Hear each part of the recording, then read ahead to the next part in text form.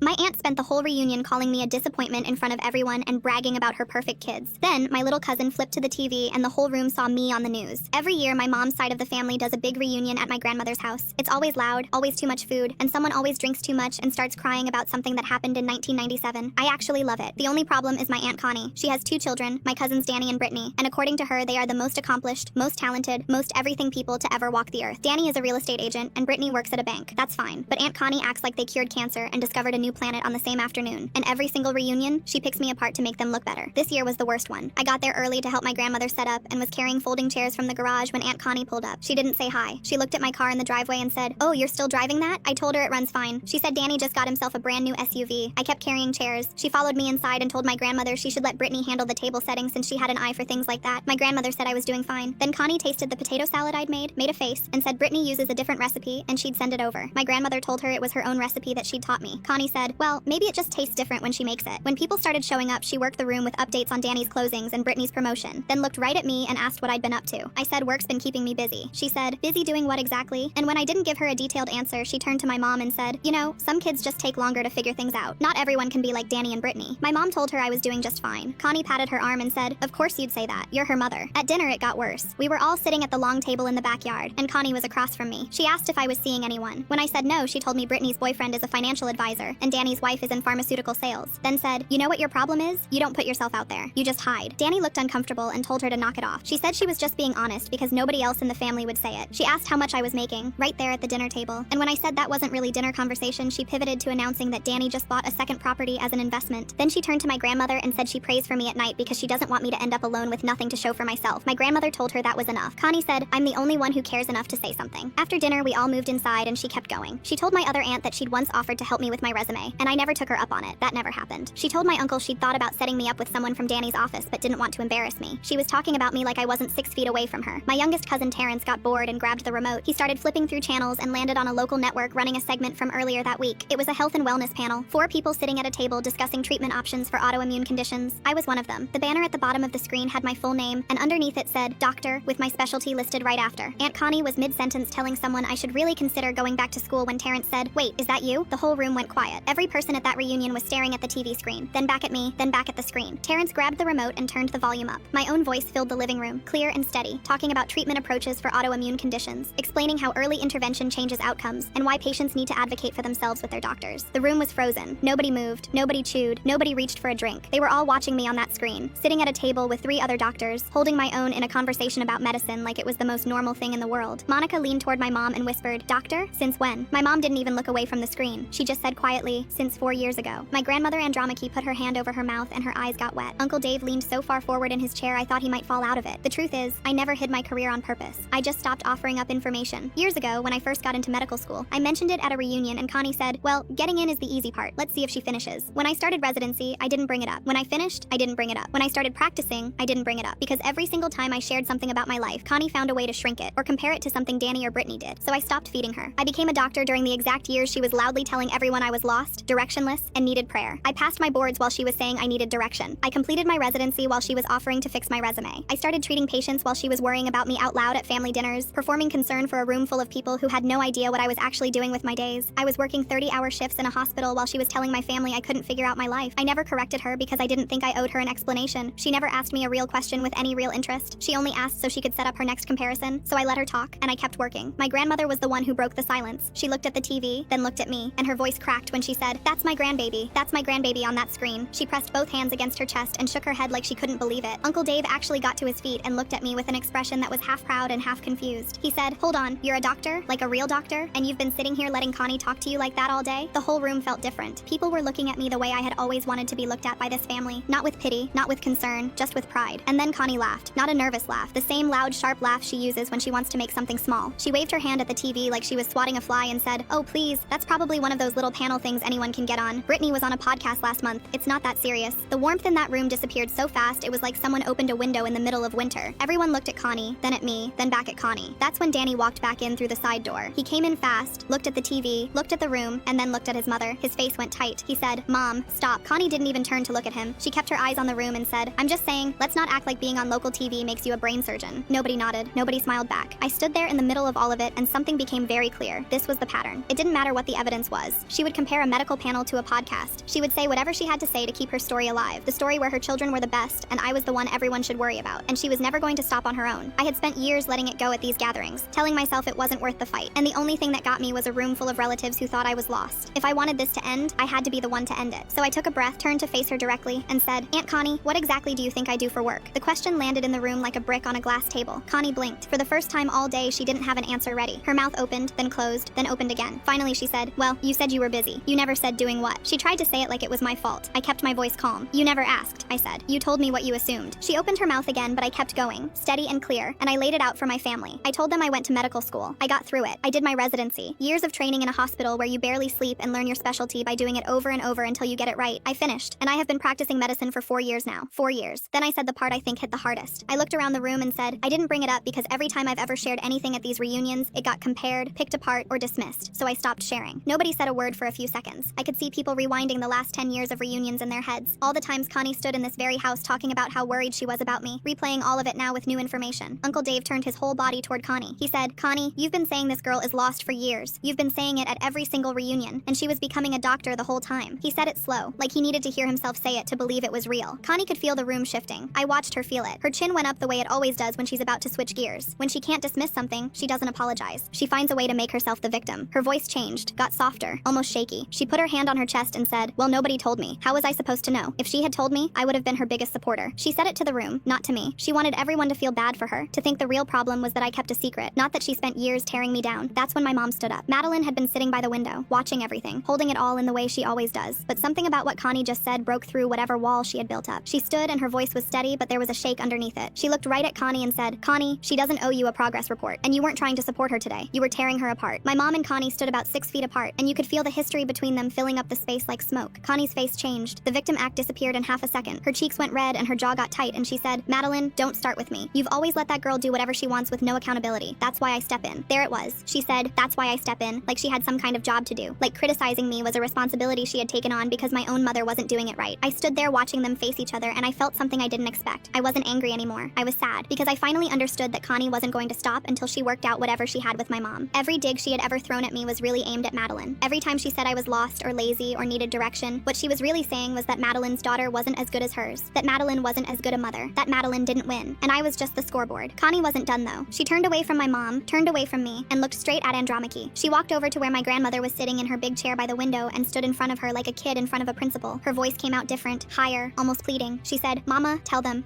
I'm not the bad guy here. I've always looked out for this family. I've always been the one who says what needs to be said." The room was so quiet I could hear the TV still playing behind us. My own voice was still coming through the speakers, still talking about medicine, while Connie begged her mother to tell everyone she was the good one. Andromache didn't answer right away. She sat in her chair and looked at Connie for a long time. Her hands were folded in her lap, and her face was calm, but there was something heavy behind her eyes. When she finally spoke, her voice was low and firm. She said, "Connie, sit down." The little noise left in the room stopped entirely. Andromache didn't raise her voice. She just looked at Connie and waited. And after a few seconds, Connie sat down on the edge of the couch like her legs decided for her. Andromache kept her eyes on Connie and said, "I have watched you do this at every reunion for years. Every single one. You come into my house, you eat my food, and you spend the whole day making one of my grandchildren feel small so yours can feel big. You think I don't see it?" She paused and her voice got even steadier. "I see everything." She let that sit in the air for a moment. The whole room was still. Connie opened her mouth, but Andromache raised her hand, just one hand, palm out, and said, "I'm not finished." Connie closed her mouth. I had never seen anyone stop Connie mid-sentence in my entire life. Andromache kept going. She said, "That potato salad you made that face at today? I taught her that recipe." She came to my counter and said, "Grandma, teach me how you make it." And we stood there together for a whole afternoon and I showed her every step. "You never asked me to teach your kids anything, Connie. You were too busy telling everyone how perfect they already were." The words landed on Connie like stones. I could see her shoulders pull in, just slightly, like she was trying to make herself smaller. Then Danny stood up from the couch. He looked at his mother with his jaw tight and his eyes red around the edges and said, "Mom, Grandma's right. You do this every year and it's embarrassing." He paused and swallowed hard. Not for her, for us. Brittany, who had been on her phone all day, had finally put it down. Quietly, almost in a whisper, she said, "Same. I've asked you to stop so many times." She didn't look at Connie when she said it. She was looking at her own hands in her lap, but the words carried across the room. 2 children. Both of the kids Connie had spent the entire day propping up like trophies. Both of them telling her in front of the whole family that they didn't want to be her trophies anymore. The room held its breath. Nobody moved to fill the silence because nobody knew what came next. Connie looked at Danny, then at Brittany, then back at Danny. The sharpness was gone. The performance was gone. The confident woman who had walked into this house hours ago and started picking me apart before she even said hello was gone. What was left was something raw, shock, like the ground she had been standing on her whole life just cracked right down the middle. For 1 second, I almost felt something like sympathy for her, but then she did the thing Connie always does. She pulled herself together, straightened her back, and turned to me. She looked me right in the face and said, "Fine, you're a doctor. Congratulations. She said it the way you'd say it to someone who won a raffle for a gift basket. Empty. Flat. Then she leaned forward and said, but don't sit there and pretend like my pushing didn't have something to do with it. I'm the one who held you to a standard. Every person in that room was looking at me. Andromache in her chair. My mom by the window with her hands still shaking. Danny standing in the middle of the room looking tired and sad. Brittany on the couch with her phone forgotten beside her. Uncle Dave by the doorway. Monica on the arm of the couch. Even Terrence still holding the remote. I stood up. Not fast, not dramatic. I just stood up the way you stand up when you've made a decision and you're not going back on it. I looked right at Connie and kept my voice at the same level I use when I'm talking to a patient who needs to understand something important. Calm, clear, no room for confusion. I said, Aunt Connie, you didn't push me. You pushed everyone in this room to believe I was nothing. And the only reason that didn't break me is because the people who actually love me never believed you. I looked at my mom by the window with her hands trembling at her sides, then at my grandmother sitting in her chair. Then I turned back to Connie. You didn't hold me to a standard. You held me under your foot so your kids would look taller. And you did it at every single reunion since I was 15 years old. Connie's mouth opened, loading up her next redirect, her next excuse. I kept going. Not fast, not loud, just steady. You told everyone I was lost when I was in medical school. You told everyone I was lazy when I was working 30-hour shifts in a hospital. You told people you offered to help me with my resume when that never happened. You said nobody else would say the hard things because you cared. But you didn't care about me, Aunt Connie. You cared about winning. She leaned forward to interrupt and I said, I'm not finished. 3 words. The exact same words my grandmother had used. And from her chair, Andromache nodded. It was a small nod, barely a movement, but I saw it and Connie saw it and the whole room saw it. I took one more breath and said the thing I think everyone in that room had been circling around all day without being able to put it into words. This was never about me and you know it. This is about you and my mom. You've been competing with her since you were kids, and when you couldn't beat her, you went after her daughter instead. My mom never said a bad word about your kids, not once. She celebrated Danny and Brittany at every single reunion, every house Danny sold, every promotion Brittany got. My mom smiled and said how proud she was of them. All she ever asked was that you do the same for me. I paused because I needed Connie to really hear the next part, and you couldn't. The silence after that was the loudest thing I have ever heard in my life. Connie sat there on that couch, and I watched something happen to her face that I had never seen before. It crumbled, slowly. Her chin started shaking first. Then her lips pressed together hard, like she was trying to physically hold the words in. Then her eyes got wet and red around the edges. She opened her mouth and her voice came out broken, cracked right down the middle, and she said, that's not, I didn't, and then nothing. She couldn't finish. She just sat there with her mouth slightly open and no words coming out, like a machine that finally ran out of whatever was powering it. For the first time in my entire life, my Aunt Connie had nothing to say. Danny stepped forward and put his hand on his mother's shoulder. He didn't say anything. He didn't defend her or try to fix it. He just put his hand on her shoulder and stood there, like a son who loves his mother but knows she's wrong and doesn't know what else to do. Andromache broke the silence. She said, Connie, I love you, but you owe this girl an apology, a real one. Not today. Today you can't mean it, but you owe her one. Connie didn't look at her mother. She sat completely still for a few seconds, then reached down, grabbed her purse from the floor next to the couch, and stood up. Danny's hand slid off her shoulder as she rose. She didn't say a word. She walked past me, past my mom, past Uncle Dave, past Monica and Jillian and Terrence, through the living room with her purse clutched against her side and her back straight and her chin up. The kind of chin up that people do when they're trying not to fall apart in front of an audience. She got to the front door, pulled it open, and then she stopped. She stood in the door frame with the evening light coming in behind her and turned around. She looked at me, just me. For a long moment, nobody spoke. Then Connie said quietly, almost in a whisper, I didn't know you were a doctor. And I said, I know. That's the whole point. She held my eyes for one more second. Then she turned around and walked out. The screen door swung shut behind her with that soft slapping sound that screen doors make, and then she was gone. Andromache patted the seat next to her chair and looked at me with those warm brown eyes and said, come sit with me, doctor. I walked over and sat down next to my grandmother and she took my hand in both of hers and held it. I didn't cry. I was too tired and too relieved and too full of something I couldn't name. I just sat there and felt, for the first time at a family reunion, like I didn't have to be small, like I could take up my actual space, like nobody in this room was going to try to shrink me down to make someone else look bigger. My mom came over a few minutes later and sat on the other side of me. She didn't say anything. She just reached over and squeezed my hand. One squeeze. Firm. Warm. Later that night, after I'd driven home and was sitting on my couch with the TV on but not really watching it, my phone buzzed. It was Danny. He said he was sorry. He said he was proud of me. He said he didn't know how to fix what his mom had done, but he wanted me to know he saw it and it wasn't okay. About an hour after that, Terrence sent me a message that said, so does being a doctor mean you can write me a note to skip school? I laughed. A real laugh. The kind that comes up from your belly and shakes your shoulders. I sat there on my couch thinking about Andromache calling me doctor, and my mom squeezing my hand and Connie's face when she walked out that door. The TV was still on in the background, and nobody was there to change it.